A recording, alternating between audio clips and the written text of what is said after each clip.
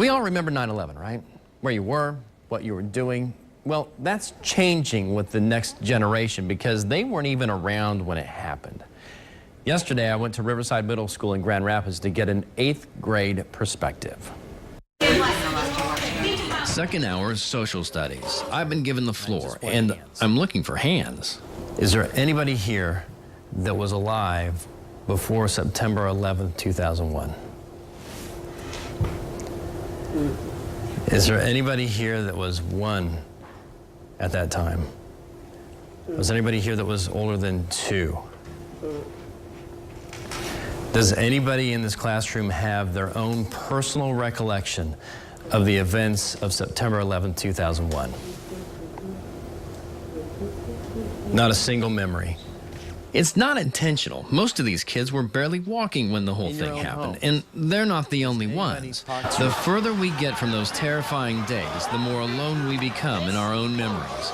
Nearly a quarter of all the people in West Michigan don't remember that day because they were too young or not even born. 9/11 is history. This is like a yearly tradition that on 9/11 this actually happened. Yeah. So I don't think I'll ever forget it. An attack on our own soil. Like generations before, it's up to people like Mrs. Abby to put it in perspective. Try to make sense of it. What's the biggest question they ask about it? Why? Why did it happen? Why would somebody do that? Like you said, it's a message. How do you explain that? How do you make something so real to most of us, relatable to a group of kids who've grown up in a world full of smartphones and iPads? Well, maybe that's the key. It allows us to give them more than a textbook, secondhand account of history, and technology has allowed us to do that. And the more personal perspective they can get through primary sources, the more they learn to appreciate the history and see it from a human side. And that is where we can all help out, by remembering out loud. Anyway, like I said, my name is Brett Thomas. I work at Wood TV, and on September 11th, 2001, I was working that day.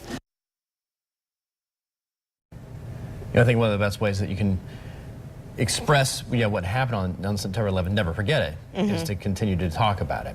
Share your own personal experiences with people that now don't have a personal experience with it. Yes, those young people. Yeah, but the frightening thing to me is that at some point, we're not going to be around to do Right. that anymore. At some point, it's going to be the last man standing who actually was around during that era, and then it will truly be just a historical event. Well, hopefully those traveling exhibits and the things like we see here in Grand Rapids will continue to go on and on and on. Yeah, exactly. And to truly keep it something that nobody forgets about. Right. It is 5